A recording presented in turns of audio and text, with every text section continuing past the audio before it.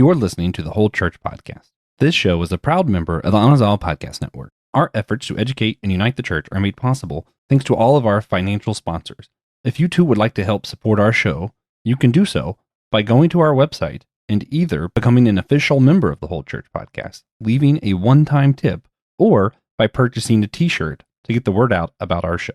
Thank you, and we hope you enjoy this episode. Colossians 3:16 through 17 in the New American Standard Bible say, "Let the peace of Christ, to which you were indeed called in one body, rule in your hearts, and be thankful. Let the word of Christ richly dwell within you, with all wisdom, teaching, and admonishing one another with psalms, hymns, and spiritual songs, singing with thankfulness in your hearts to God. Whatsoever you do in word or deed, do everything in the name of Lord Jesus, giving thanks through him to God the Father." In the book of Colossians, letter of Colossians, St. Paul is addressing a potential heresy in the church that has to do with like synchronism. Paul emphasizes the sufficiency of Christ throughout the letter, and here he writes about the importance of teaching and making music together. Will Burton-Edwards, why do you think Paul may have stressed the importance of letting Christ dwell in us through music here? Like what pops in your head when you hear about that? I think the most important thing that we can do as a community together is to sing, is to worship with the full instrument that God gave us. And throughout Christian history, throughout really the history of religions globally, people have always come together to sing songs together, to give thanks for the world that was created around them, to give thanks for one another, and to draw one another into deeper unity with one another and with the world that they were given. Yeah. Good stuff. Strong stuff. Love it. Hey guys, welcome to the Whole Church Holy Logistics series. On the Whole Church Podcast, we're looking behind the scenes of how church gets made, how the sausage gets made, comes to be. And today's going to be a fun one as we're here with Will Burton-Edwards. Will here works with the Cornel Zimmer Organ Builders. He's going to be talking with us about the process of building pipe organs. If your church has an organ, you can learn about some of that today. And if your church doesn't have an organ, you can learn maybe about why it should. Or if you just think, hey, maybe that's interesting, or you general what it adds to the church, we'll go over lots of different stuff with that. It's going to be a lot of fun. Will, am I missing anything else that you think I should mention introducing you here, man? I think you pretty much nailed it. Yeah. Compliment. I'm Joshua Noel. I'm just here to introduce people. I'm not good at the beginning or end of this podcast. I was like, that's TJ's part. Where is he? I don't know, man. He's the pod almighty. He's out doing important, podfather stuff, No, he's on vacation. I rescheduled at an inconvenient time for him. This is my fault. So with that, though, you can go to our website, purchase one of our t-shirts. It helps promote the show, raise money for our podcasting needs, gets others to know about the importance of our mission to educate and unite the modern church. A lot of good come from just doing that one thing of like buying a t-shirt off a website. That link's in the show's description. There's a few different options. My favorite is the Irish Trinity knot on the back, because I just like the Irish Trinity knot, and it represents the unity of God and talks about how we also are united as the church. Currently, though, I think I'm wearing the Divided Church one. I don't know. There's a few options on there. Check them out. They're cool. But I'm going to skip all that other stuff. We're part of the Anazal Podcast Network. You can see the network down below. There's other shows on there. They're cool. TJ Mikey Call. Yada, yada, yada. My favorite sacrament is the sacrament of silliness. We're going to get divided when you're being as silly as I like to be. So, with all that said, we'll start with a question. Very important. Yeah. Which bug or animal do you think would make for the silliest kaiju monster? So, we have Godzilla, we got King Kong. What would be the silliest one? I love Mothra. Which, honestly, if it didn't exist, I'd be like, oh, Moths are silly. Turns out not. Mothra's cool. I'm going to go, just because I have like the world's sweetest, quietest little dog, and she's a Chihuahua. Now, I think, regardless if you get the sweet, quiet one or the yappy one, Kaiju Chihuahua is going to be funny either way. even if it's a menace. Yeah. So I'm going Chihuahua Kaiju Monster. Well, I'd be interested in how it sounds. Like, would it still sound Still that, be yappy? that yippy, but just loud? Just louder, or would it be at a lower I hope pitch? so. I hope so. I hope a loud yippee. Could it growl and cause earthquakes a hemisphere away? One can dream. One can dream. Will, what about you, man? What is the silliest you could think of for a kaiju monster? I feel like a sea cucumber might be kind of fun. That'd be great. Just this big amorphous what would it even blob do? slowly crawling its way towards shore, but can't quite get there. Can't quite leave the ocean. Can't quite stay on land. For all we know, sort of that monster might be canon. Not see it in the movie. Right. It might already exist. It might be under there. There are lots of things that can come out of read that the director's notes. specific vault. Yeah. It's in the subtext. Yeah. Yeah. Beautiful, man. I love it. I love it. So It's in the rubrics. Field note. yeah. So let's get to more of the serious stuff in the series. Before we talk about organs, I'd like to know a little bit more about you, man. Sure. What could you tell us some about just yourself, your own journey, your journey with faith, anything like that? Who is Will? Sure. Yeah. So I grew up as the child of two clergy people. My father was a Methodist pastor, and my mother is an Episcopal priest. And so growing up, church was always, church was an important part of my spiritual life, but more importantly, church was what my parents did for work. And so when it came to forming my own spirituality, that really started when I was away from the churches that I grew up in, and I was at a summer camp that was funded in large part by the Episcopal Diocese of Indianapolis, where I grew up. Mm-hmm. That camp is called Waycross, and if you live anywhere within driving distance of Brown County, Indiana, send your kids there. It's an amazing place. They will grow into mature, spiritually formed adults and maintain friendships for a lifetime. But that's where I kind of began my relationship with God. And when I say relationship, I'm not just talking about this sort of personal relationship of an intercessor purely within my brain and within my mind that I can personally commune with through prayer. I'm talking about a relationship with God that includes care for creation and includes care for the relationships that surround and that sustain me. And yeah, my spiritual life has always been about the people that I share the religion with, more than a personal relationship with a sort of intercessor in my head. Yeah. No, I like that.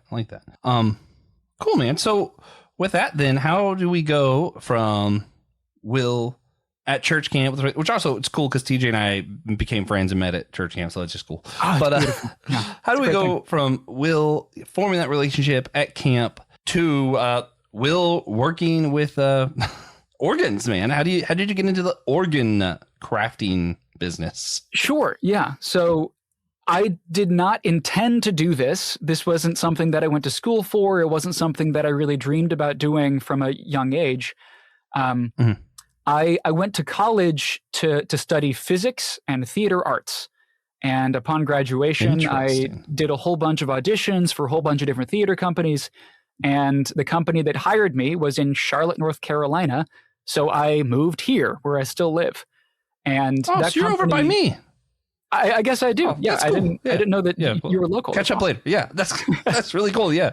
But that theater company, which is amazing, and I'm not going to say the name, but they much like a school will lay you off for about 2 months over summertime, and so I needed a job that could tide me over for my first summer off. And through connections with actually in my church choir. I met a guy who happened to work for this weird company that makes pipe organs for churches.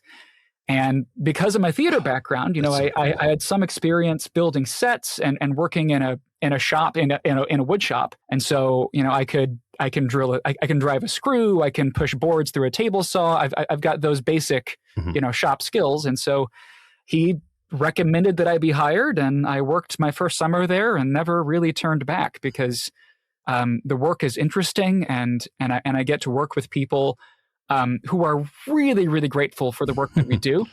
And perhaps more importantly, because I'm not tied to an an actor's salary. I get to have health insurance, which is great.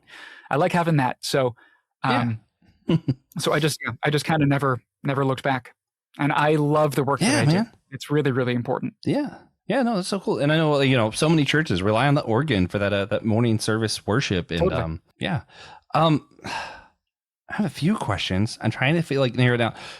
I think the best thing I want to ask right now, though, you went to school partially for physics. Does that play a role in what you do with organs? Because music's weird. Does. Yeah, I don't know how nerdy you want me to get about this, but the nerdiest. Okay, the nerdiest. That's what podcasts are for. So I can tell you that organ pipes are organized by length, and the length of each pipe determines the pitch that it plays at. And obviously, the larger the pipe is, the lower the pitch that it plays. And if you look at the stop knobs on either side of the keyboards on an organ console, you'll see usually an instrument name that set of pipes is trying to emulate, and you'll see a number, and that number is going to be 2, 4, 8, 16, 32, or in some cases 64. And what that number means is the length in feet of the longest pipe that rank of pipes contains. And so an 8-foot stop means that the bottom pipe is 8 feet long. A 16-foot stop means that the bottom of that range is played by a pipe that's 16 feet long and 32 feet long, and so on and so forth. The reason why those are multiples of 2 is because an octave, that idea of going from do to do, right? Those two notes are a doubling of the frequency between the two, right? If you've probably heard of A 440, meaning A playing at 440 hertz. Well, the A that's an octave below that plays at 220 hertz. And an octave below that is 110, an octave below that is 55, an octave below that is 25 and a half, and so on. And as you get bigger and bigger and bigger, the frequency gets lower and lower and lower. And of course, as the pipe gets bigger and bigger, it takes more wind, more physical air moving to drive it to make that sound. So when you're building out a pipe organ, you need to consider having enough air to supply the largest pipes that are going to be contained in it, with enough sensitivity in the pressure to not throw the pitch off of the smallest pipes that you're building for it. Okay. 2 quick follow-ups. Sure. I'll do the quicker one first. Sound like another instrument? Okay, so obviously you don't have them try to sound like trumpets. Like what? Can you actually tell me what do you mean? What? So is there a trumpet? There are trumpets. There are trumpets. There are oboes. There are tubas. What? Organs can emulate pretty much any instrument that's ever been created. And actually, there are a number of instruments that are essential to organ stop lists that aren't even made anymore. Instruments like a gamba, which is similar to a cello, or like an ophicleide, which is like if a tuba and a saxophone had a baby.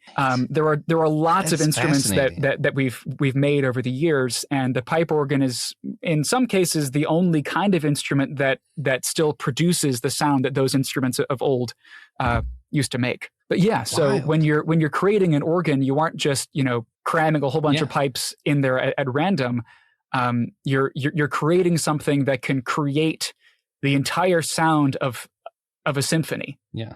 And some organs even contain percussion units that have drums and cymbals and triangles and all sorts of stuff. Okay, so the other follow-up, maybe less shorter. I'll try to make it shorter, but I'm just my brain is... So when I'm sitting in church, I feel like I see maybe 10 pipes on each side. And that's cool. But what you're talking about sounds like all kinds of different thickness and heights, and in order to really get all of that sound, there's got to be a lot of pipes, right? It's not just those 10 I'm seeing. Yes, yeah. So the 10 or so pipes that you'll see are part of what's called the facade.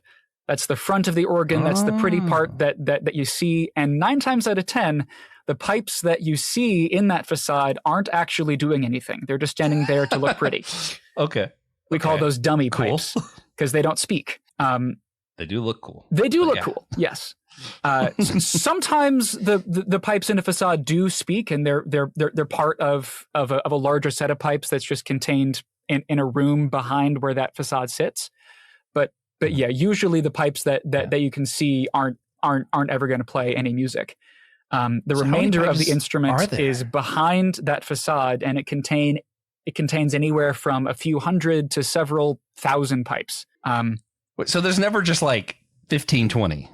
No.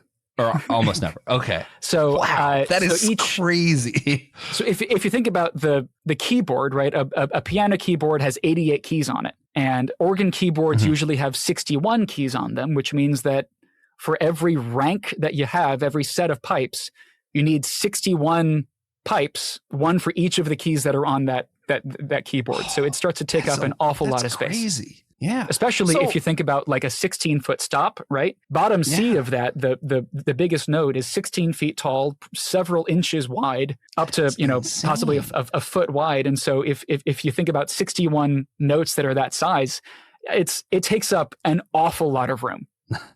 Oh man, that's so cool. Okay, so man. Well, yeah, I'm glad you have some physics background. Like, I don't know physics worth anything, but I'm hearing this going, this sounds like a logistics nightmare. Because totally can be. What I know of like how things work in general is like if there's one slight dent in something, it doesn't quite work right. And I'm like, we're talking about like hundreds of pipes. I feel like if one little thing's wrong, it would mess everything up, right? Like, does it have to basically be perfect? Or for the most part, yeah, it does. Actually, which is it sounds like that would cost a lot to maintain that, or is it like you just make it so well? You're right about that. Yes. Okay. Yeah, and that's something that I think a lot of lay people don't really understand is that like having a pipe organ is not the same thing as having like a Casio keyboard. It's not something that you buy once and then you throw away in 10 years when there's something better down the line. This is an investment that your church community makes for potentially hundreds of years, right? There are some cathedral organs in Europe that, while the majority of the mechanism might be newer, a lot of the casework dates back to the 1600s, the 1500s, and that was an investment that community made all the way back then that the community is still reaping the benefits of today, just because it was built well and it was maintained by the church for that long. Man, that's okay. Wow, that's like almost overwhelming. It's yes. Glad I don't have to deal with the logistics of pipe organs at my church. Well, you talk about overwhelming. That's like a lot. My job is to build things that are going to outlive me, and you can look at my skin. I'm quite young, and I'm building things that will hopefully last for 100 or more years. Yeah. How long do you say you've been in this so far? I started working for this company the summer of 2019, so I'm coming up on 8 years now working for them. Nice. I got married early 2020, so like roughly as long as I've been married, or a little bit longer. You've been sitting here with these. I've been tinkering away. Thousands of pipes. Yeah. Yes. Awesome, man. Yes. Okay. So sorry, I got distracted. I told you going into this, like, I know nothing about pipe organs. I knew I was going to do this. Okay. That's all right, man.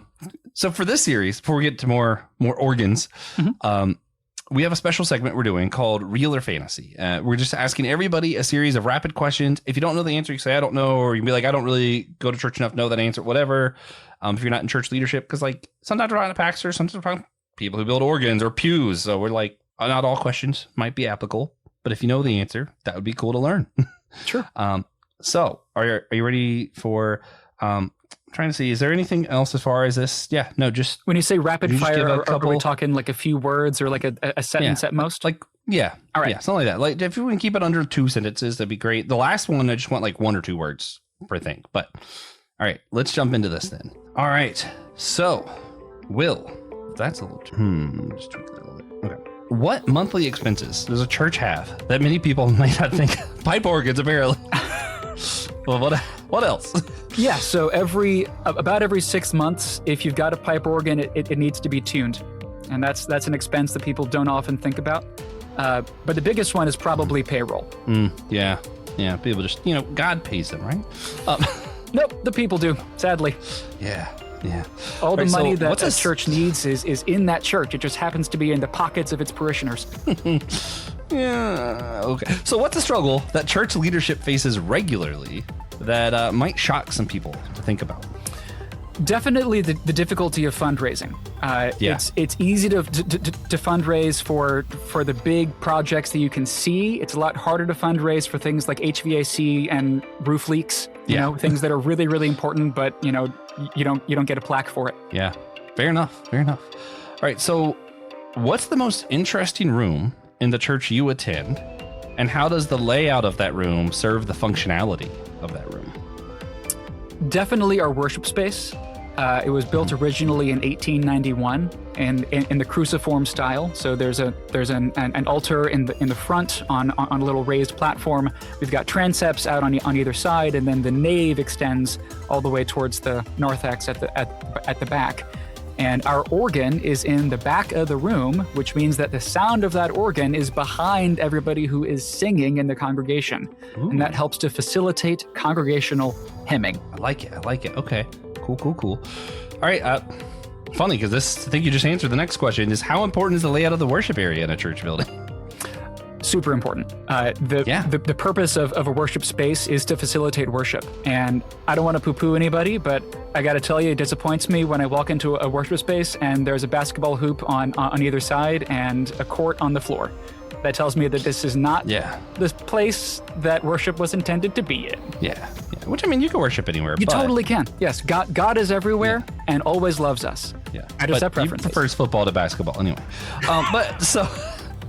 I'm sorry. So in 1 or 2 word answers, so just super rapid fire for this last part, could you explain who is responsible for each of the following areas at your local church? Just got a list of 10 here. So number 1 is landscaping. Volunteers. All right. Budgeting. Rector and our treasurer. And rector is just the head pastor for Correct. Those who are yes. unfamiliar. That's our priest in charge. Hospital visits. The rector and occasionally volunteers as well. All right. Wedding or funeral arrangements. That's a volunteer in coordination with clergy. Awesome. Theological correction. I guess clergy, but correction isn't really something that we feel the need to do all that often. Fair enough. Building maintenance. Mostly volunteers, but we do have a staff person on site for larger needs. Cool. Creating the worship set list. That would be our director of music and organist. Cool. Teaching. Volunteers. All right. Parking lot traffic. That would be a company that we contract with to maintain our parking garage. Nice. So, okay. It's parking. This is so interesting. Okay. We're an urban last parish. One. That's last one. Greeting and welcoming people. I'm assuming Sunday morning. That would be our ushers. Nice. Well, we successfully ran through the game. I feel like I know your church better. I would never have guessed a parking lot. I don't think I've been to a church with a parking lot. Like not like lot, but like a garage. I think that's what you were talking about, right? Yeah. I don't think I've been to one with one of those. That's cool. But I always lived in either like suburbs or not directly in the city, I guess. So, our church is cool, right in the center of town, and we used to own a lot of land around our church, and that land has since been sold to a number of banks and museums and lots of places that now hold, and they're important fixtures of our city. But we had to park somewhere, so we built a parking garage underneath the banking building across the street from us. Yeah.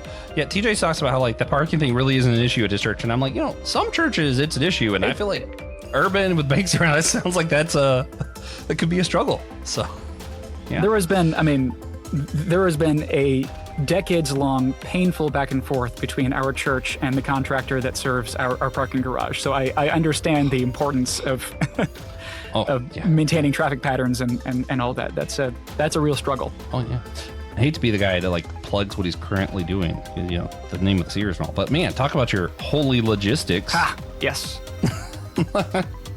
That's why, I feel like a church podcast, instead of getting like the snare drums, you gotta throw some organ in there. Yeah, perfect.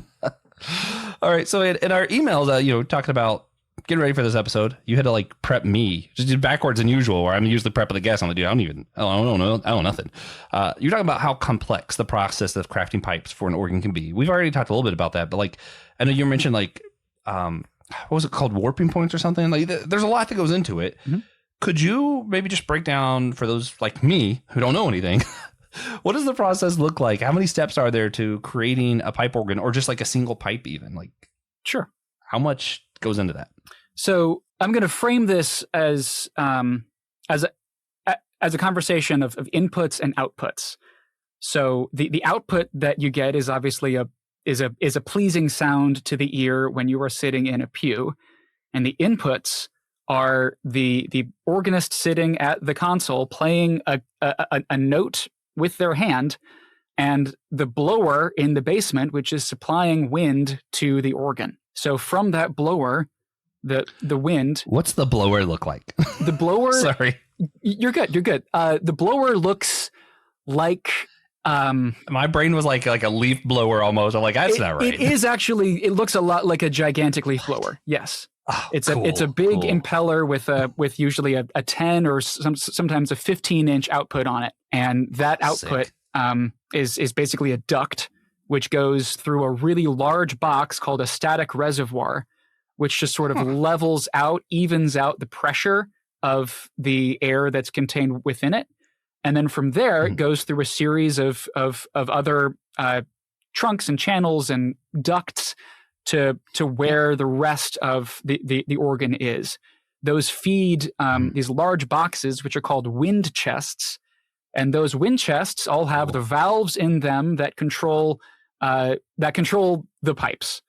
So when the valve is open, it allows the wind from that blower going through the static reservoir to go up through the pipe and make a sound. And when the valve is closed, you hopefully get no sounds at all. From the console side, what we see is like one person hitting a key, and we see those like 10 pipes, and we're like, wow, so pretty. But what's really happening is we got this like machine wind blowing thing going back and forth between hundreds or thousands of pipes and valves opening. Like it's a whole like scene behind the scenes, basically. Yes, it's a whole mechanism. It's a whole so thing. Cool. Yeah. All so right. when the organist plays that note, first of all, if you just turn on an organ and you put your hand on the keyboard, nothing's going to happen until you pull out one of the stop knobs, which are on either side of that organ of the key desk. Yeah. And what those stop knobs do is it assigns a certain sound, a certain instrument, to a certain keyboard in that keyboard stack. Each keyboard stack is roughly assigned to one room of pipes or a division, and there are a number of different kinds of pipes that are contained within that division, and each division serves a different purpose. The four most popular divisions in church organs are called the Great Division, the Swell Division, the Choir Division, and the Pedal Division. The pedal division is obviously played by the foot pedals. That's the organist using their feet to play the biggest pipes that are in that instrument. Usually, that's the 16-foot or the 32-foot long pipes in that organ are played with the foot pedals. The swell and the choir division are what are called enclosed divisions, which means that all of the pipes in there are in a box that has a set of shutters on the front of it that can open or close to diminish the amount of sound that escapes, or in other words, it can attenuate the volume of all the pipes that are within that chamber. And the choir division is one such division, and it's usually built to help accompany a choir, and it's usually placed in the room wherever the choir is. That's where the choir division is set up. And the Great Division is usually the loudest division.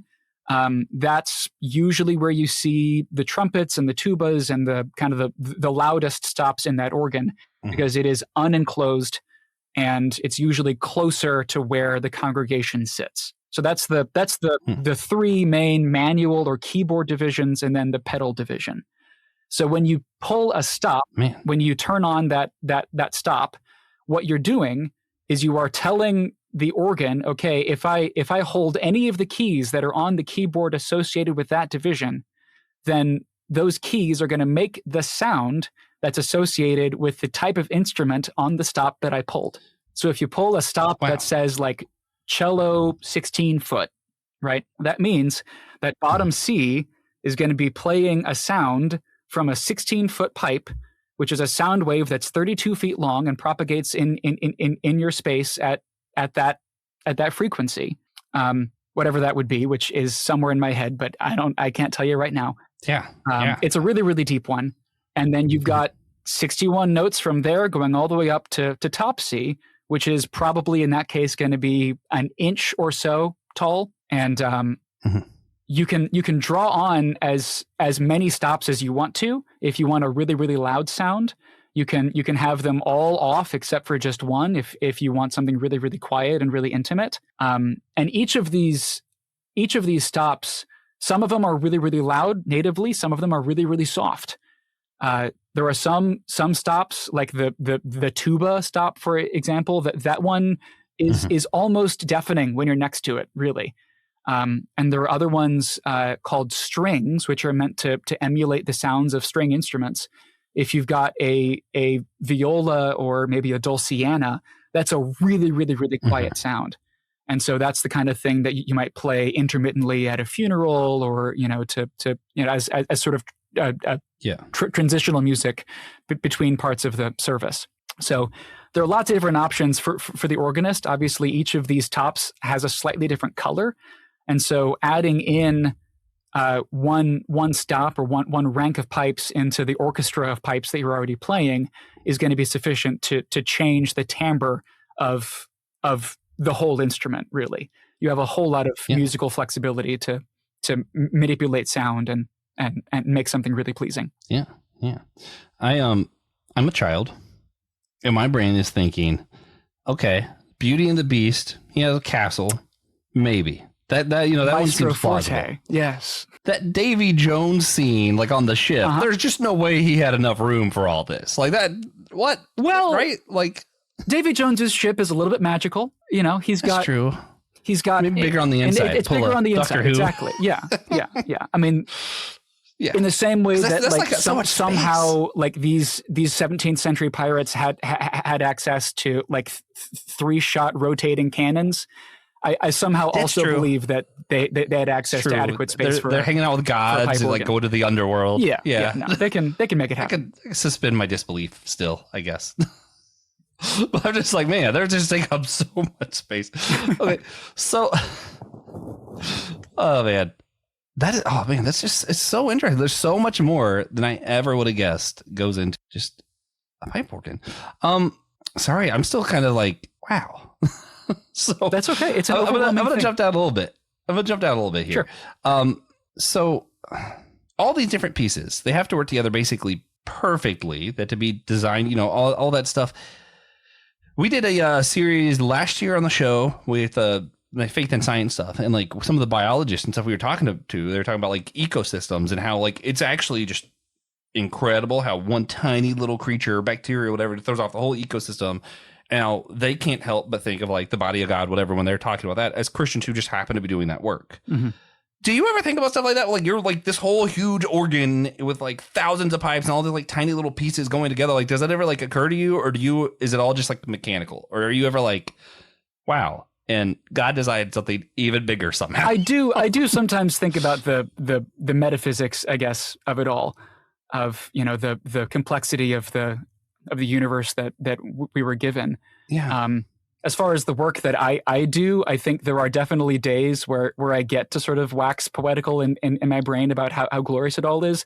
There are also, frankly, days where I'm just glad that the work is over. Too busy. Because like when there's something going really, really wrong, and you've got a part that was made by some individual craftsperson 100 years ago that no longer exists, and you've got to figure out how to make that part now today. Like that can be difficult. Yeah. That can add hours to your day that you didn't anticipate. And it's all, at the end of the day, it's all joyous, and I'm grateful for the work that we do and the people I get to work with. But there are definitely days that are just an endless slog of tedium. I don't want to deny that. Yeah. I mean, I get it. It's people only hear, I guess, the parts we want them to hear because it's a podcast, and like a lot of times, me and my co-host TJ, we both work in a restaurant, same franchise, different place, but. A lot of times we have like the God moment in the episode, and we'll be like, oh, well, this customer did this, or, I got to think today about how like I served all these people and that was just like a blessing, whatever. But like, 9 times out of 10, that's, but I'm thinking of at the end of the day. I'm thinking of like, I just wish the customers would give me a break for like 10 minutes. Absolutely. But like every now and then you're like, oh yeah, that is like, I did get to just serve these families and see all these smiling faces, and that's cool. Most of the time you're just kind of like, man, I'd like a break. I'm tired. So yeah, I get it. Probably not the same thing, but similar vibe. So you mentioned on the emails, the Industrial Revolution really changed a lot with pipe organs. And like, listen to you, like, it sounds almost mechanical, like the fan blower thing going back and forth. Mm-hmm. How did we do this before that though? Like, sure. I want to know how much this changed, but I'm also like, how did we, like, if it involves a blower and all of these like hundreds of people, how did people make organs back before we had like little robots and stuff? Sure. Yeah, no, that's a fair question. We can go back pretty far, actually. The pipe organ as we know it today originated as a Greek invention. It's described, I think, first described by, I'm going to get the name wrong, but I'm just going to say Asclepius of Athens, I think was his name, in the 6th century like BCE, yeah. And he was an engineer who designed this machine called a hydraulis. Which uses a reservoir of air that is pushed down, as essentially like pushing a barrel, an overturned barrel down into a body of water. And the air on the inside of that barrel gets pressurized, and you can use that pressurized air to feed a series of pipes. And that instrument was first used in Greek theater to reproduce the sounds of birds.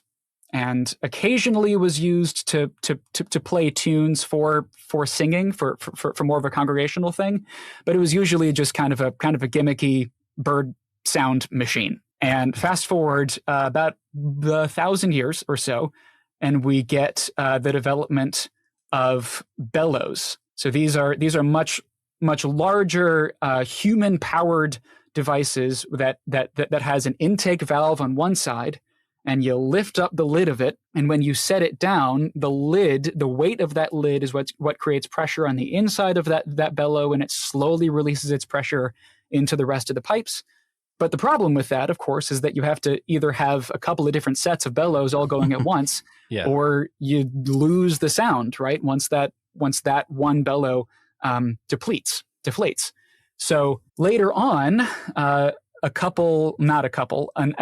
awful lot of engineers worked to create water wheel powered pipe organs. And this was the way of things for several hundred years throughout Europe. A lot of those old cobblestone churches were either near a stream or had a stream brought to them by a little channel that was dug for the purposes of powering its pipe organ. And so that water wheel would spin a series of gears, which would lift with a series of camshafts, would lift up the lids of bellows and operate the pipe organ. And so fascinating. Since then, if you wanted to get any bigger than that and you were in an urban area, you would just need to have a whole lot of people to operate these enormous hand-pumped bellows.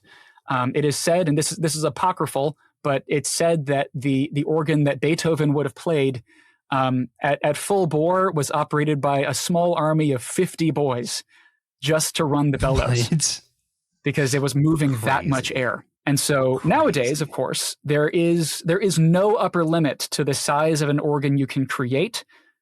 You can spend as much money as you want and build something absolutely enormous. The largest pipe organ in the world is at Boardwalk Hall, which is in Atlantic City, New Jersey, and it has somewhere in the range of 70 or 80,000 pipes in it. 80,000 pipes. Yes, what? It's crazy. It is absolutely crazy. Yeah, that's insane. But an instrument that size is only possible because it's got several different blowers feeding it. And you just couldn't do that with even the largest army of boys. You couldn't make that happen. Yeah. So like 30 minutes ago when I was like, there's not like 10 pipes, are you? You were like, dude, there's one with 80,000. So many more. Yes, it gets so big. That is so cool. Okay. Man, wild. It is wild how far that's come. Absolutely. 80,000 would not fit on Davy Jones' ship, but no, that's in an arena. Yeah. Well, it's interesting to go back to like Greek stuff. So a lot of my fascination with church architecture also comes from what we've implemented since like Greek plays and stuff. Of like a lot of sanctuaries still have that same model of like a stage in the middle and the kind of seating going outwards, which it made sense because like it's easier to hear whatever. Frank Viola writes in Pagan Christianity, talks about like some of the issues we've had since then, though, is a lot of times what happens is we make it all about a pastor or the people on stage because it does something like your mental psyche as well. So even though it serves that practical function, it's still like we have to wrestle with the spiritual implications of keeping that kind of layout. And it's like, do we still want to do that? Church I-10 actually kind of does both. Like sometimes we have everyone facing one direction, we have the big organ and it's cool. And then sometimes they get more centered and people kind of have circle around and we're sharing the communion together. And I think it also matters, is the podium in the front or do you have the elements for the sacrament in the front? Like I think all these little things I think really matters on like how we do worship. When a church comes to you guys, Cornel, sorry. But anyway, they're ordering something. They're not just like ordering a piece and you like deliver it. Like I assume it actually has to be built for the sanctuary, especially when you're talking about how many pipes and stuff. Like I don't imagine like they can just go pick one up and bring it to the church or anything like that. That is right. That is correct. Yes. Yeah. The first step that we take when a church calls us is we visit that church and we usually bring some pipes with us to hear how they sound in that space.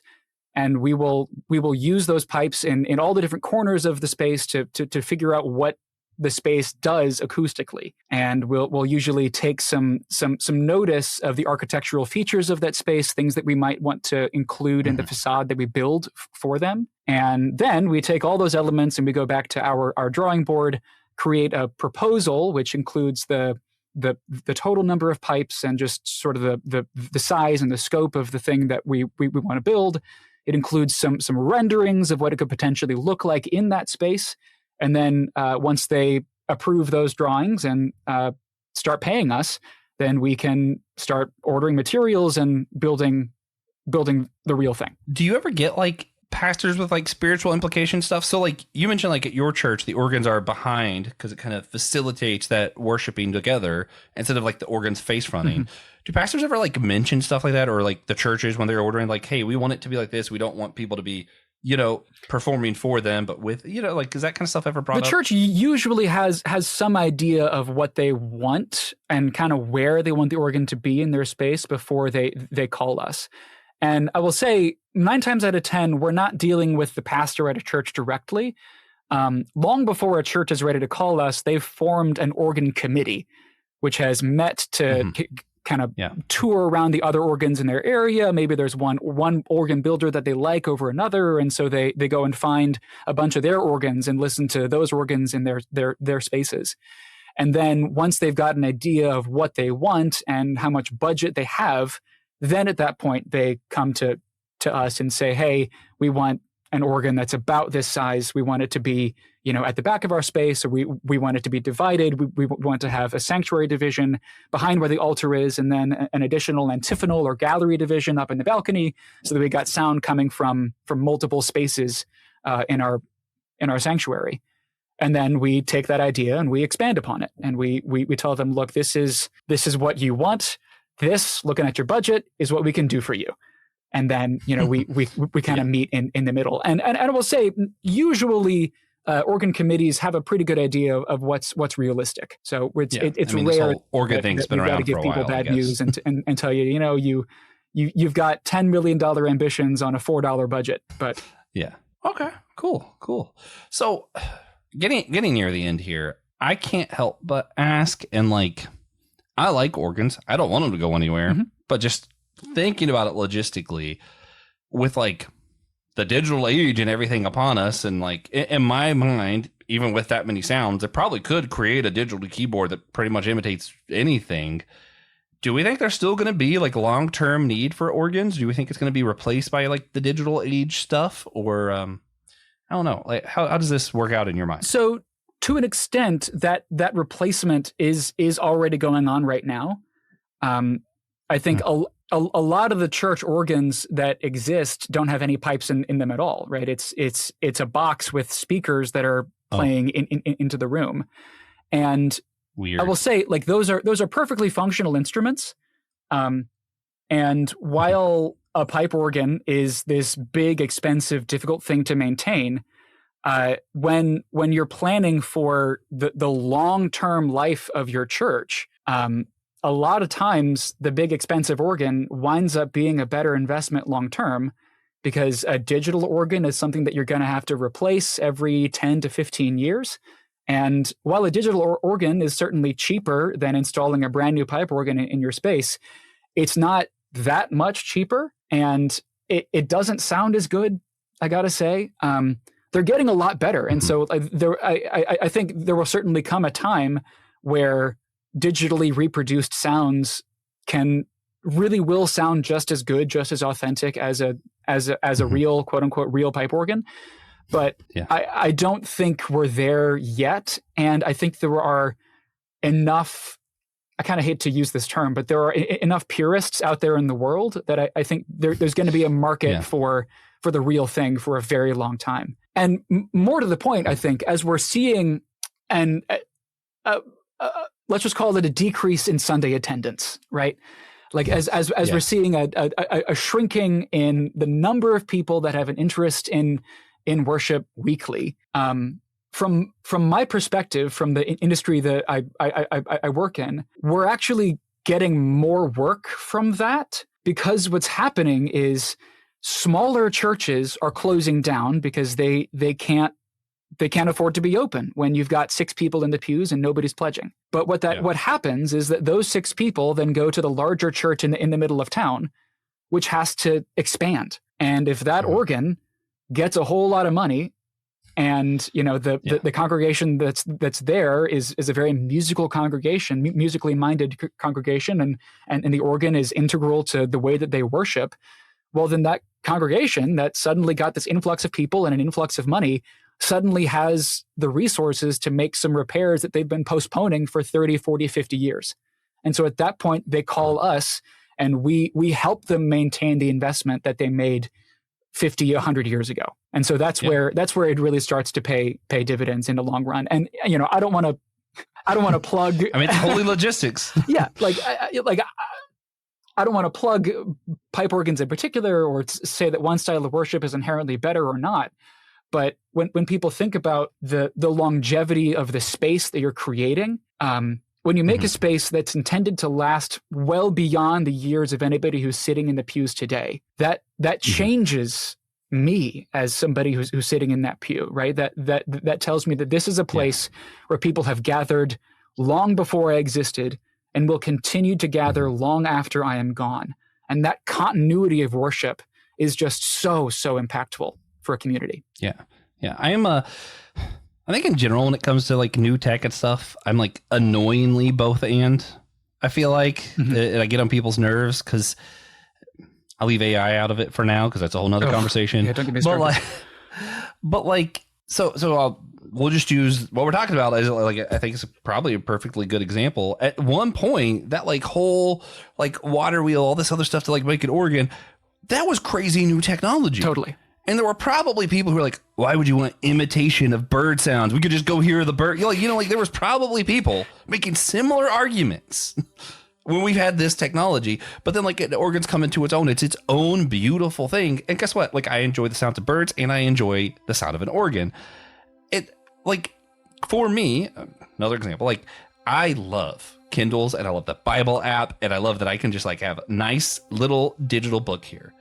But sometimes I'm going to go pick up my grandfather's Bible that he left me because it just means more.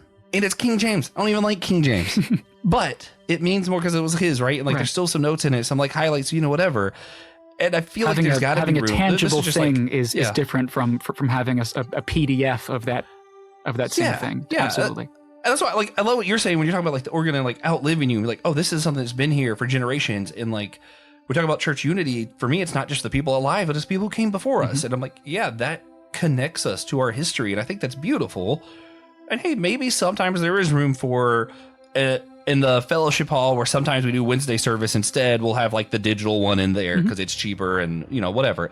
Like, I don't know. I feel like maybe there is room for both, but I do love that you're talking about, like, I just think it is beautiful to have that longevity, that thing that we can touch and be like, those before me use the same thing, worshiped the same way that I did. Like, something about that physical part of it, right, I feel like it's pretty powerful. No, sorry, that was a whole tangent. That wasn't even a question. I'm sorry. No, but I agree with you that there is something, I guess, intangible about a tangible connection to the people that came before you, and in the same way that there's a tangible connection to the people that will come after, and digital organs, you know, while they can produce the same sounds from a physics perspective as a pipe organ can, they are not moving the same amount of air.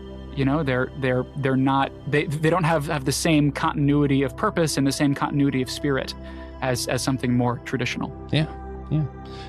Love it. So, before wrapping up here, if you had to put it into just like one or two sentences, what has been, what's being a part of this business meant to you, and how does the work that you do really impact what happens Sunday morning for so many churchgoers each week?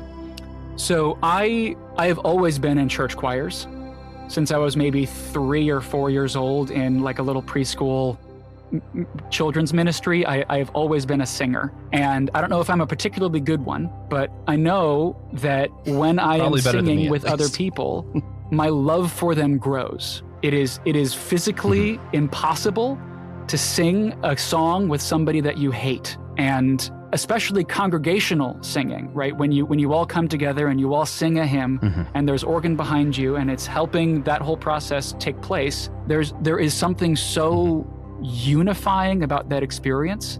It unites us with Christ and with one another in a way that really can't be replicated anywhere else. And while, you know, organs aren't necessary for congregational singing, you can get the exact same spiritual unity with one another from a praise band or from a CD player, right? Like whatever it is.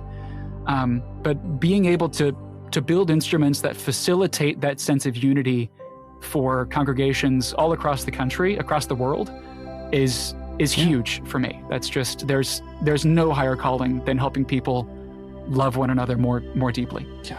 Oh, that's so cool. That's so cool, man. Well, one thing we do ask every guest is, if you had to provide just a tangible action that would help better engender church unity today, I don't know, what comes to mind to you? What's something you think people could stop and do after this podcast that would help them be better united with their fellow brother, sister in the church? Take a moment and hum or sing Amazing Grace. I know our country just passed its 250th birthday. Amazing Grace was written not long after our country was founded in 1779. So its 250th anniversary is coming up in just a couple of years. And that's been something that, you know, I don't know a single Christian that doesn't know Amazing Grace. I don't care what your background is. I don't care if you've got an organ in your church, or if you've got, you know, guitars and speakers, whatever it is, you know Amazing Grace. And that's something that we can all share. Save much like me. That's a really powerful hymn. Yeah. Music is just so uniting. I know I grew up Pentecostal, and before, I'm now a Lutheran, but before I like switched or anything, I remember like had arguments with other Christians, whatever, but like I was still friends with them. And I think one of the first times I remember really being like, oh, they are just like us. It was actually a Methodist. It was like one of those progressive Methodists, because, you know, I was more conservative Pentecostal. Now I'm a dirty liberal Lutheran, I guess, whatever.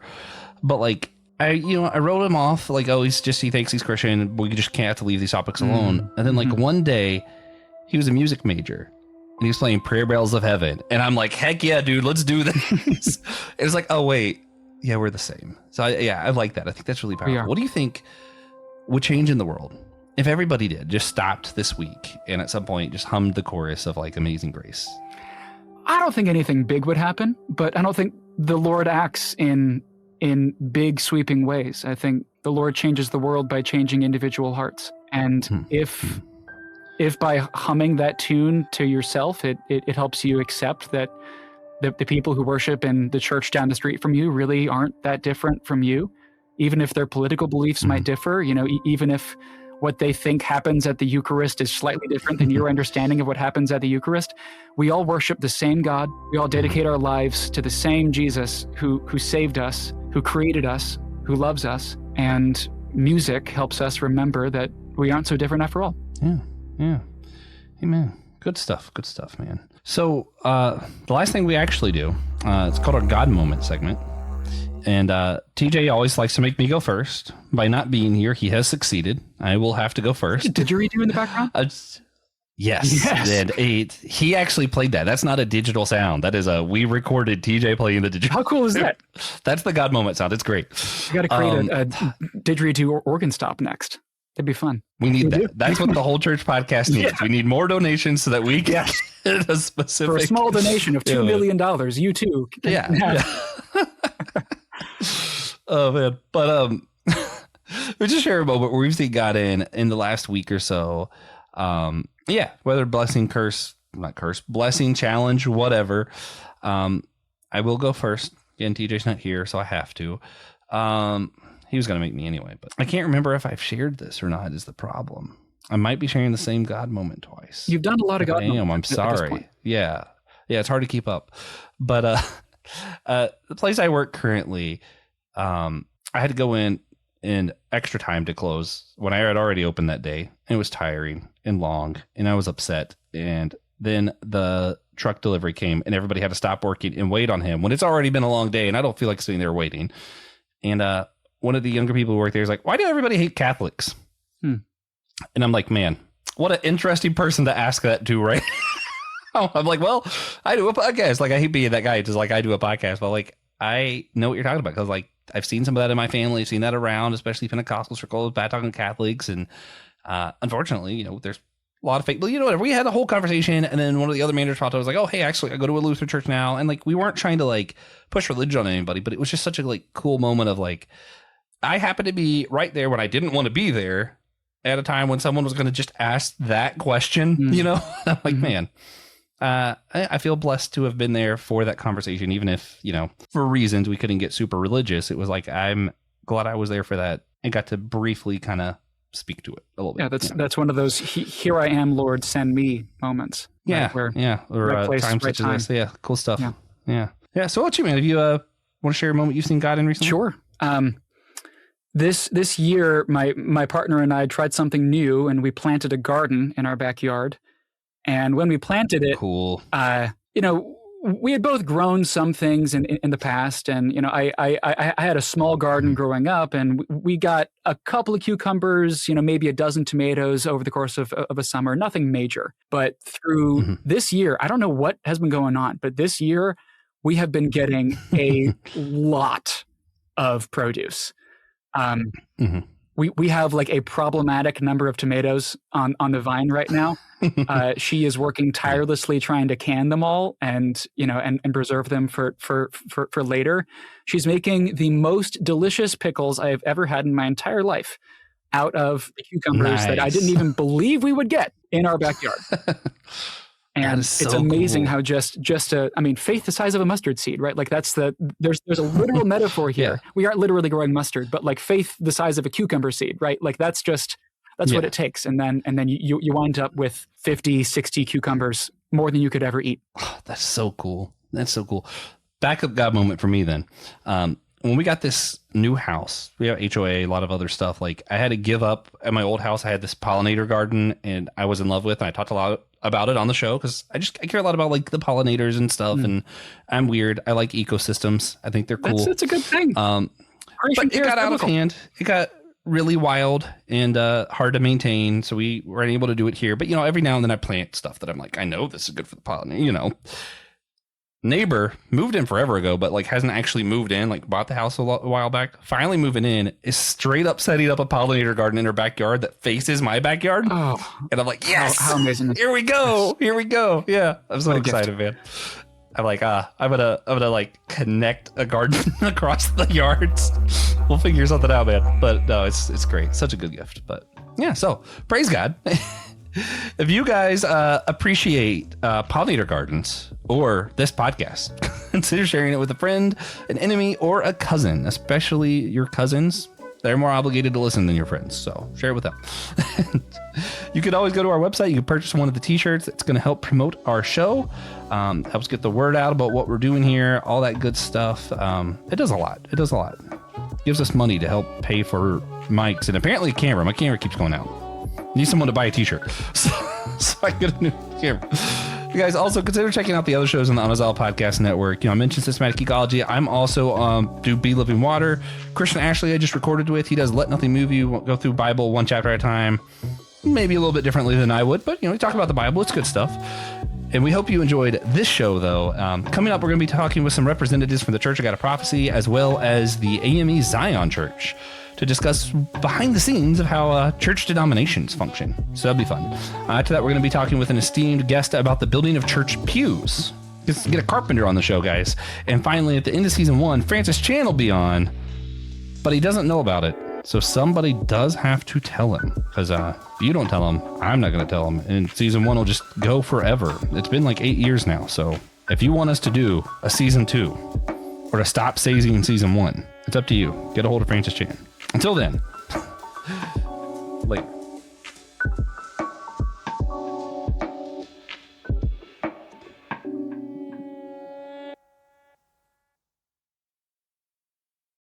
Thank you for listening to the Whole Church Podcast.